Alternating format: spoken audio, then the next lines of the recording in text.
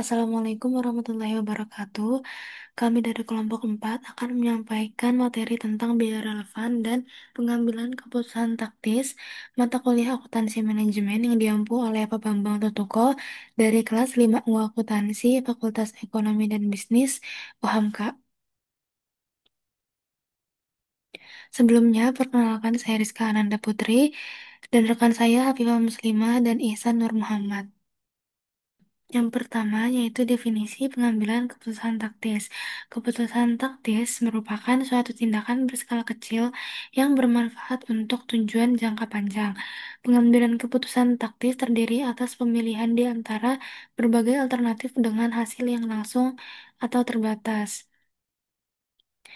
Nah, tujuan pengambilan keputusan taktis ini yaitu untuk memilih strategi alternatif sehingga keunggulan bersaing jangka panjang dapat tercapai. Pengambilan keputusan taktis harus mendukung tujuan secara keseluruhan, meskipun tujuan langsungnya berjangka pendek, yaitu menerima satu pesanan khusus untuk meningkatkan laba atau berskala kecil, yaitu memproduksi sendiri daripada membeli komponen. Selanjutnya itu model pengambilan keputusan taktis. Yang pertama, mengenali dan mendefinisikan masalah. Yang kedua, mengidentifikasi setiap alternatif sebagai solusi yang layak. Selanjutnya, yang ketiga, yaitu ada mengidentifikasi biaya dan manfaat yang berkaitan dengan setiap alternatif yang layak. Yang keempat, menghitung total biaya dan manfaat yang relevan dari masing-masing alternatif. Yang kelima, menilai faktor-faktor kualitatif. Dan yang terakhir, yaitu memilih alternatif yang menawarkan manfaat terbesar secara keseluruhan.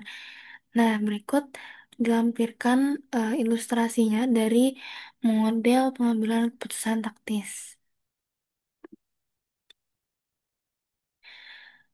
Selanjutnya yaitu ilustrasi dari biaya relevan. Diasumsikan bahwa biaya tenaga kerja langsung yang digunakan untuk memproduksi barang dan alat pengukur adalah $150.000 per tahun. Biaya ini merupakan biaya masa depan untuk memproduksi barang dan alat pengukur selama tahun berikutnya. Dibutuhkan jasa tenaga kerja langsung yang harus dibayar. Nah, pertanyaannya, apakah jumlahnya berbeda di antara kedua alternatif? Jika barang dan pengukur dibeli dari pemasok eksternal, maka tidak diperlukan produksi internal. Pemakaian tenaga kerja langsung dapat dieliminasi sehingga biaya tenaga kerja langsung untuk barang dan alat pengukur adalah nol. Jadi, biaya tenaga kerja langsung berbeda antara kedua alternatif, yaitu $150.000 untuk alternatif memproduksi dan $0 untuk alternatif membeli. Oleh karena itu, biaya ini termasuk biaya relevan. Selanjutnya, ilustrasi dari biaya masa lalu yang tidak relevan. Diasumsikan bahwa Tidwell Products menggunakan mesin untuk memproduksi barang dan alat pengukur. Mesin tersebut dibeli 5 tahun yang lalu dan telah disusutkan dengan tarif $125.000 per tahun. Penyusutan mencerminkan suatu alokasi biaya yang telah dikeluarkan. Penyusutan itu adalah biaya tertanam atau sunk cost, yaitu biaya yang tidak dapat dipengaruhi oleh tindakan apapun di masa depan. Meskipun biaya tertanam ini dialokasikan ke periode mendatang dan menyebut alokasi tersebut sebagai penyusutan, tetapi tidak satupun biaya perolehan dapat dihindari. Biaya tertanam itu adalah biaya masa lalu. Biaya tersebut akan selalu sama pada setiap alternatif, sehingga biaya ini bukan biaya relevan. Selanjutnya yaitu ilustrasi biaya masa depan yang tidak relevan. Kita asumsikan kembali bahwasanya biaya untuk menyewa seluruh pabrik yaitu $340.000 yang dialokasikan ke departemen produksi yang berbeda, termasuk ke departemen yang produksi barang dan alat pengukur yang menerima $12.000 dari biaya tersebut. Pembayaran sewa merupakan biaya masa depan karena sewa harus dibayar setiap 5 tahun berikutnya. Nah, pertanyaannya, apakah biaya tersebut berbeda antara alternatif membuat atau membeli? Alternatif apapun yang dipilih Tidwell pembayaran sewa pabrik harus dilakukan. Jumlahnya sama untuk kedua alternatif. Oleh karena itu, pembayaran sewa termasuk biaya yang tidak relevan. Nah, di sini bisa kita lihat di tabel yang terlampir untuk contoh ketiga biaya produksi barang dan alat pengukur untuk mengambil keputusan meneruskan atau menghentikan produksi. Nah, dari ketiga contoh biaya tersebut, hanya biaya tenaga kerja langsung yang relevan, karena biaya tersebut muncul jika produksi diteruskan, tetapi tidak muncul jika produksinya dihentikan. Selanjutnya yaitu relevansi perilaku biaya dan model penggunaan sumber daya aktivitas. Perhitungan biaya relevan pada awalnya menekankan pentingnya biaya relevan dan biaya tetap. Biasanya biaya variabel adalah relevan sementara biaya tetap itu tidak. Namun perhitungan biaya berdasarkan aktivitas atau ABC memungkinkan kita bergerak lebih jauh ketika mempertimbangkan biaya variabel yang berhubungan dengan penggerak biaya berdasarkan unit dan non-unit. Kuncinya yaitu bahwa perubahan pada penawaran dan permintaan sumber daya aktivitas harus dipertimbangkan ketika menilai relevansi. Jika perubahan permintaan dan penawaran sumber daya di antara alternatif menciptakan perubahan pengeluaran atau belanja sumber daya, maka perubahan belanja sumber daya merupakan biaya yang relevan yang digunakan dalam menilai keunggulan relatif dari kedua relatif. Nah, selanjutnya ada sumber daya fleksibel. Nah, sumber daya ini menyatakan jika permintaan akan suatu aktivitas berubah di antara alternatif, maka belanja sumber daya akan berubah dan biaya aktivitas tersebut adalah relevan untuk keputusan yang dimaksud. Jenis pengeluaran atau belanja sumber daya ini biasanya disebut dengan biaya variabel. Kuncinya adalah bahwa sumber daya yang dibutuhkan oleh perusahaan sama dengan jumlah sumber daya yang ditawarkan. Contohnya yaitu bahan baku dan tenaga kerja sementara.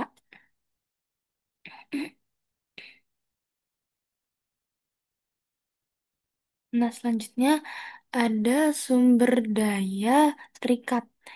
Nah, sumber daya terikat ini dibagi menjadi dua. Yang pertama ada sumber daya terikat jangka pendek dan sumber daya terikat untuk beberapa periode. Nah, untuk sumber daya terikat jangka pendek ini diperoleh sebelum penggunaan melalui kontrak implisit. Biasanya diperoleh dalam jumlah kasar. Kategori ini sering kali menggambarkan pengeluaran atau belanja sumber daya yang berkaitan dengan penggajian organisasi dan tenaga kerja yang dibayar per jam. Yang kedua ada sumber daya terikat untuk beberapa periode. Nah, sumber daya ini disimpan untuk jangka panjang, misalnya seperti sewa gedung. Nah, kemudian sulit untuk mengurangi pengeluaran bahkan jika permintaan menurun. Dan sumber daya untuk beberapa periode ini umumnya tidak relevan untuk keputusan taktis.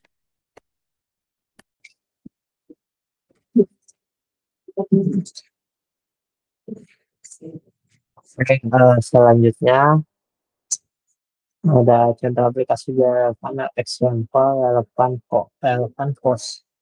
Plus, uh, make or buy decision, make or buy decision. If a company manufactures a component used in the product, its electronic equipment management is considering whether it's better to continue making it themselves or buy from an external supplier. From for assembly data, direct material is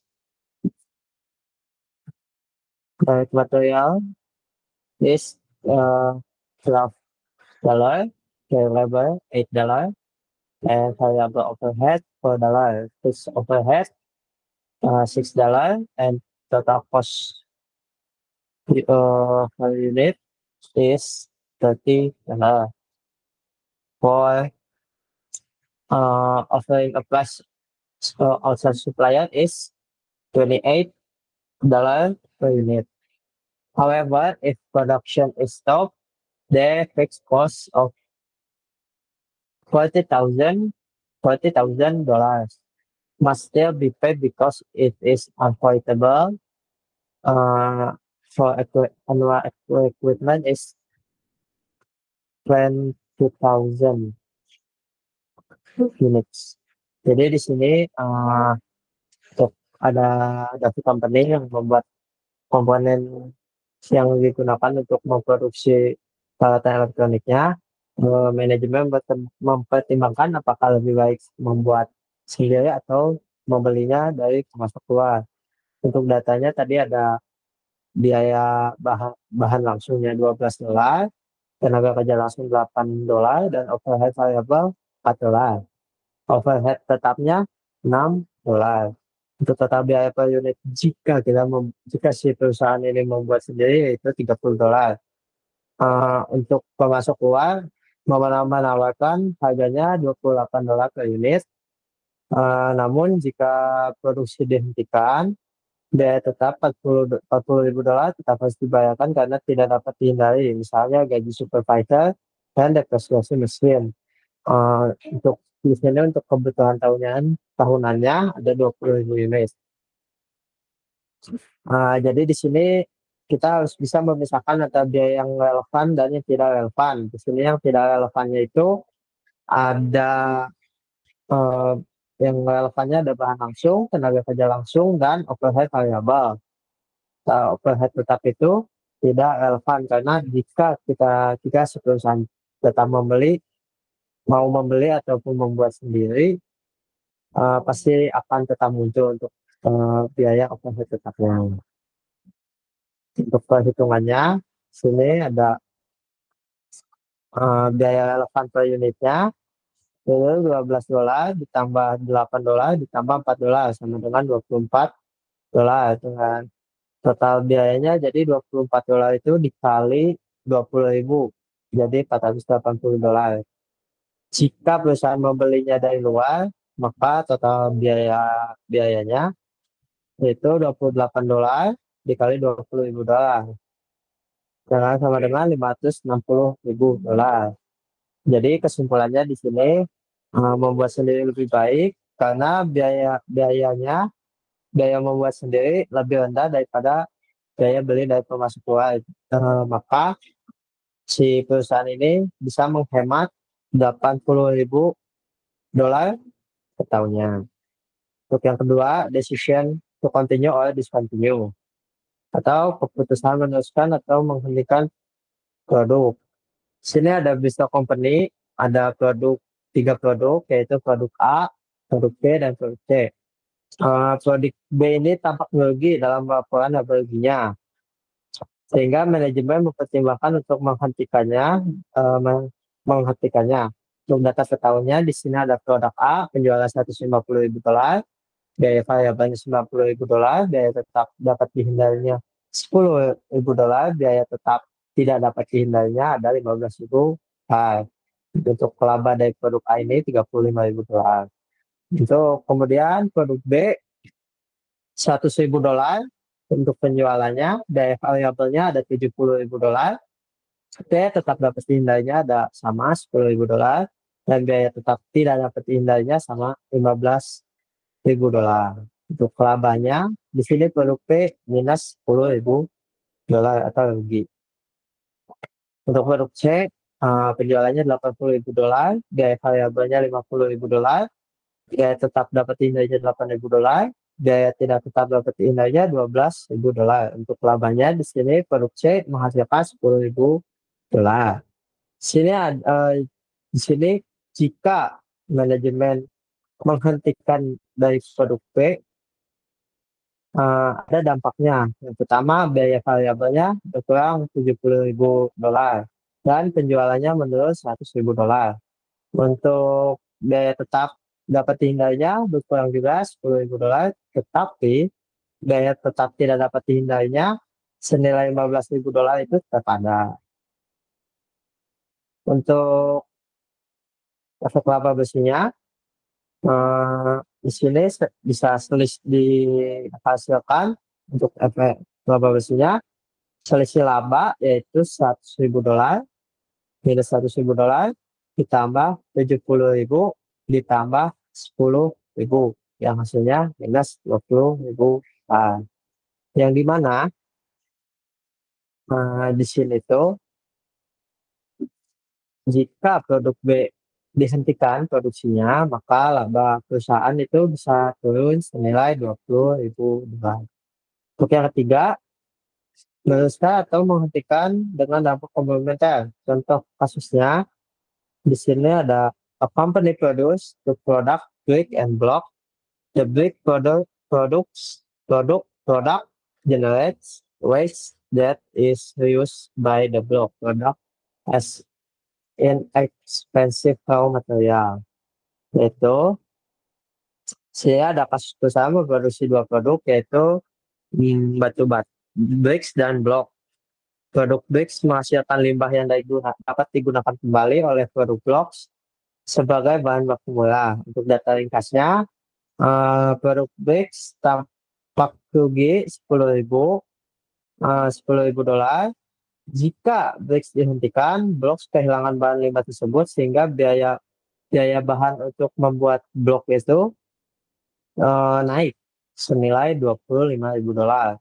Untuk analisisnya, jika BRICS dihentikan produksinya, eh, penghematannya itu tidak ada karena sudah rugi 10.000 dan tidak memberikan kontribusi untuk produk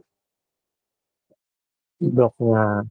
Namun biaya bloknya bisa naik jadi senilai 25.000. Jadi si laba perusahaannya ini bisa turun 25.000 dolar. Yang keempat yaitu special order decision. Case study-nya ada the company has a product capacity of 50,000 units per year. Currently using 40,000 units. There is a special order for 5,000 units from a foreign customer at a price of $8 per unit.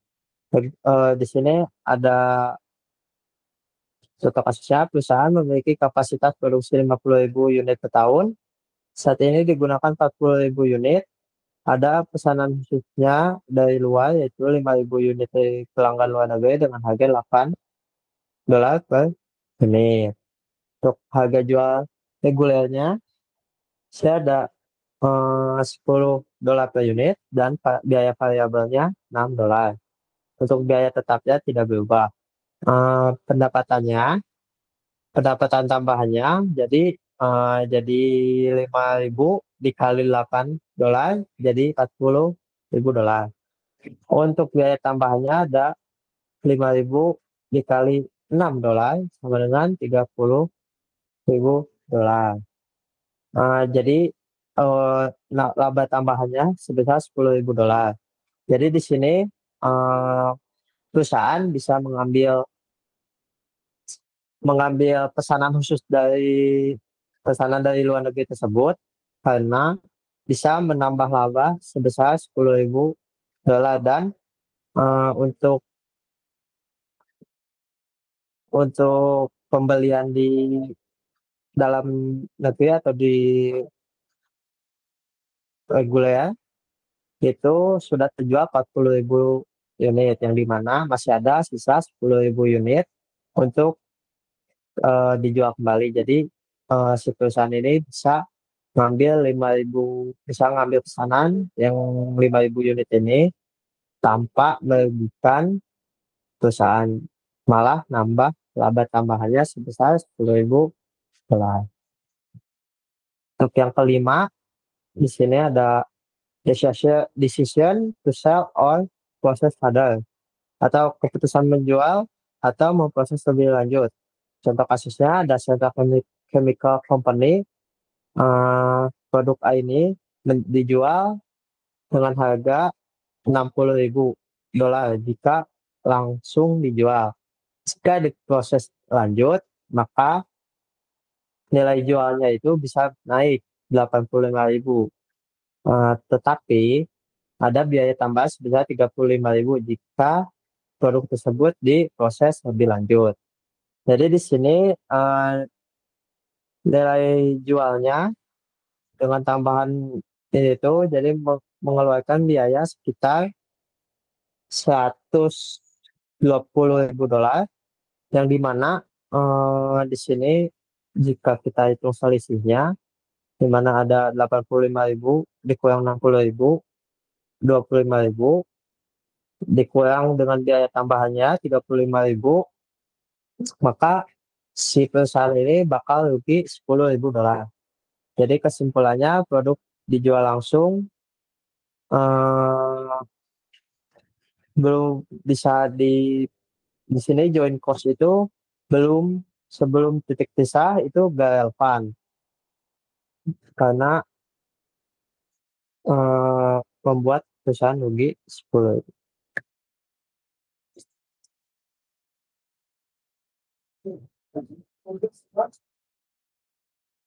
Selanjutnya itu keputusan bauran produk. Nah, setiap bauran produk mencerminkan suatu alternatif yang mengandung tingkat laba terkait. Seorang manajer harus memilih alternatif yang akan memaksimalkan total laba.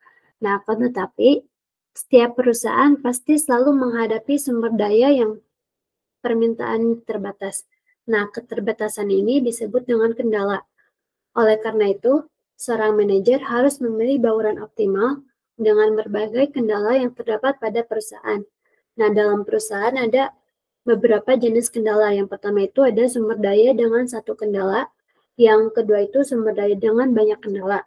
Selanjutnya itu sumber daya dengan satu kendala.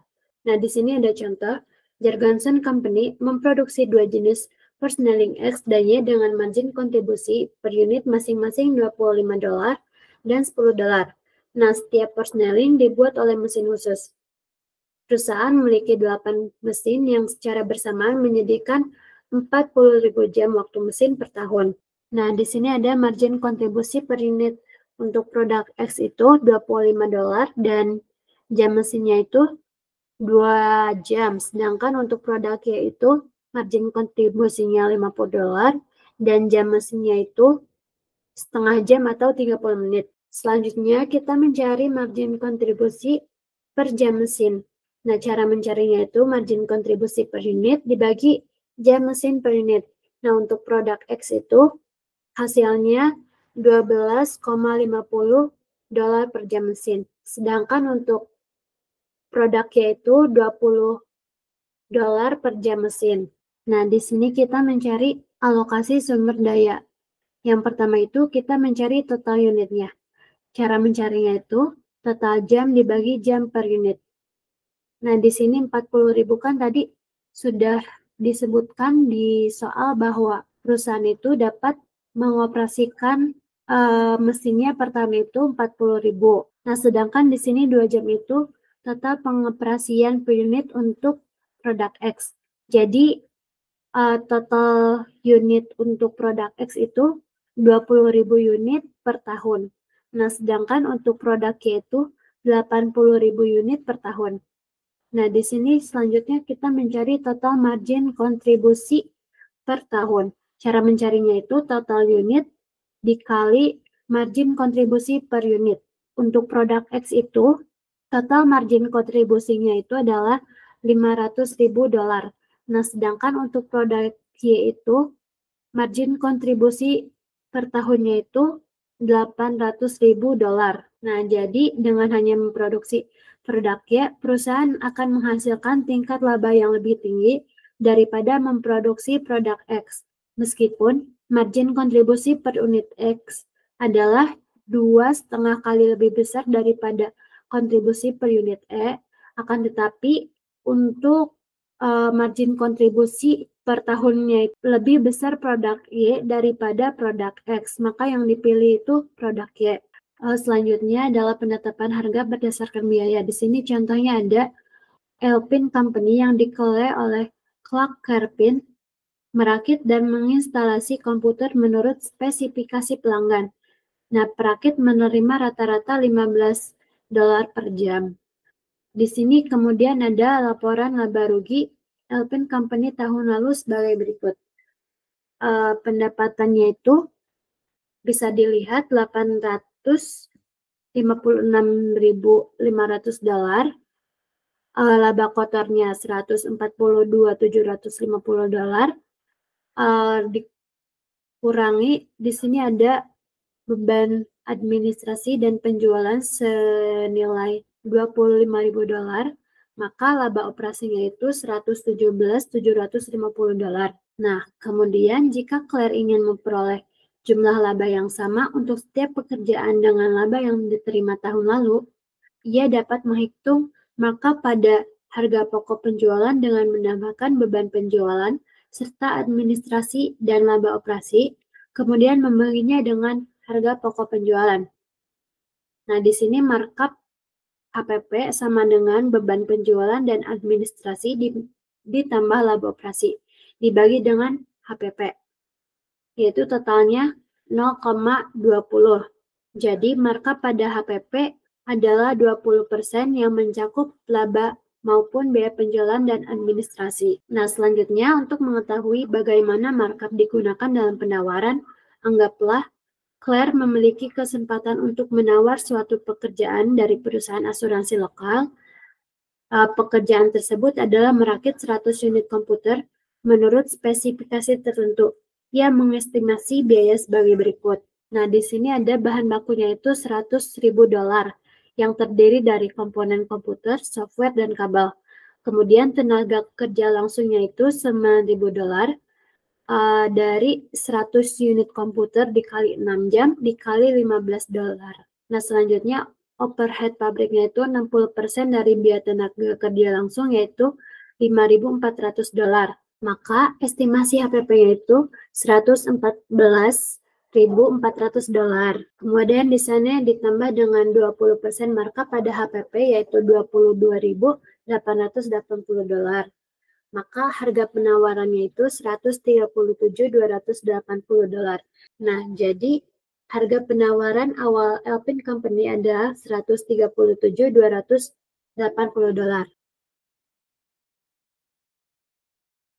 Mungkin cukup sekian dari kelompok kami. Kurang lebihnya mohon maaf. Wassalamualaikum warahmatullahi wabarakatuh.